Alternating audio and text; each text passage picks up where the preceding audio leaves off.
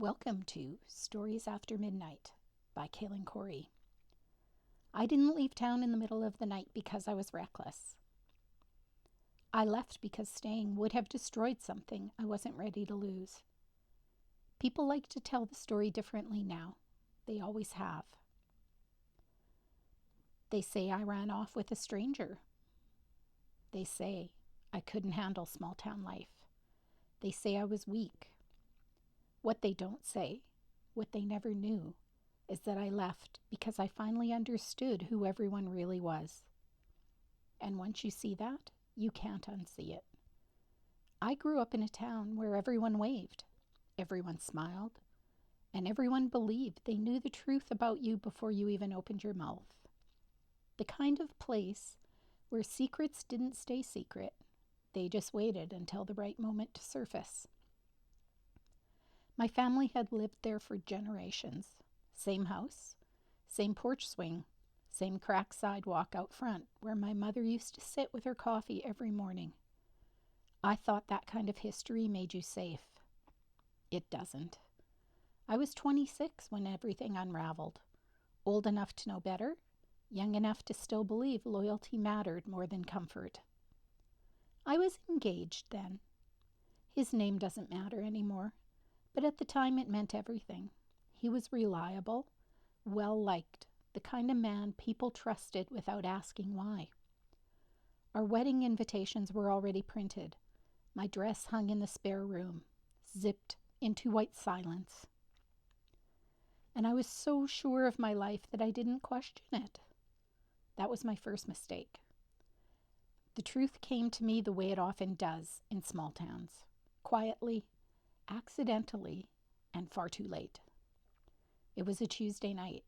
I remember because the grocery store closed early and I'd had to rush out to grab milk. I remember the air smelled like rain and fresh cut grass. I remembered thinking how ordinary everything felt. I wasn't supposed to hear anything. I wasn't eavesdropping.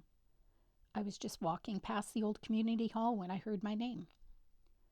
Not shouted, not whispered, spoken carefully. That's what stopped me. I recognized the voices instantly. One of them belonged to the woman who had known me since I was 5. The other belonged to the man I was planning to marry. I froze. I didn't want to listen. I really didn't.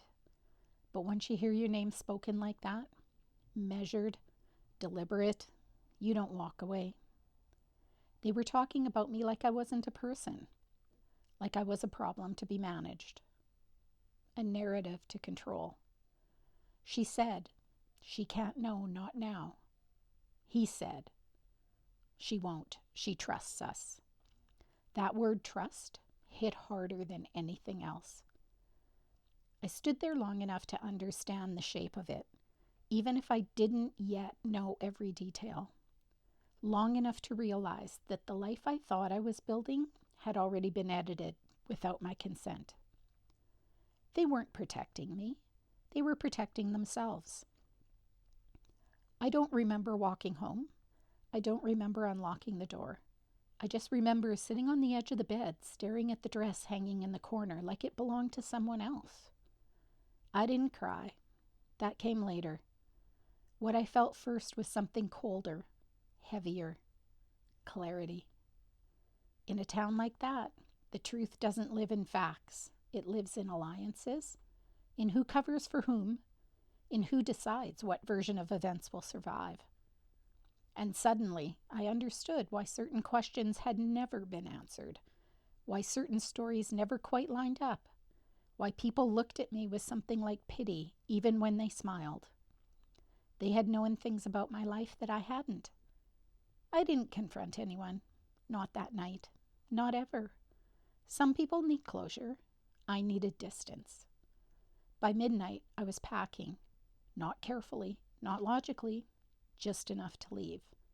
I took clothes, my grandmother's ring, and the envelope of letters my father had written me before he died. I left the dress where it was. It wasn't mine anymore. I didn't leave a note. There was nothing I could say that wouldn't be twisted into something else. By morning, The town woke up to a version of my disappearance they found easier to swallow. I let them have it. I moved 3 towns over, then 2 states. I changed jobs, changed routines, learned how to live somewhere my past didn't arrive before I did. And for a long time it was enough. But small towns don't let go easily. Years passed. I built a quiet life, a good one. Not flashy, not dramatic, just honest. Then my phone rang one afternoon, and I knew before I answered it that the past had found me again. Someone had died, someone important enough that my absence would be noticed. Funerals have a way of pulling people back into roles they thought they'd outgrown. I almost didn't go. I sat with the decision for a few days, weighing the cost of reopening something I'd sealed shut. In the end, though, I returned, not for them, but for myself. The town looked the same. Fresh paint over old cracks, new signs with the same names behind them, familiar faces that pretended not to stare. Some people hugged me like no time had passed. Others avoided my eyes completely. And then there were the ones who looked afraid, that told me everything I needed to know. No one asked me why I'd left. Not really. They asked where I'd been, what I did now, whether I was happy. They didn't ask the one question that mattered, because they were afraid of the answer. The air in the church was thick. Too many lilies, too much perfume, and the heavy, humid heat of a town that refused to let its secrets breathe. I sat in the very last pew. I wanted to be near the door. The preacher stood at the pulpit, his voice echoing off the rafters. He spoke about legacy and integrity. He painted a picture of the deceased that was so bright, so flawless, it was actually unrecognizable. I looked at the back of my ex-fiance's head. He was sitting 3 rows ahead of me. His shoulders were broader now, his hair thinner. But he still had that way of tilting his head, like he was listening to a secret only he was allowed to hear. Beside him sat the woman from the community hall, the one who had helped him manage me. She turned her head slightly, her eyes scanning the crowd, until they landed on me. The recognition was instant. I didn't look away. I didn't blink. I watched the color drain from her face, leaving her skin the color of old parchment.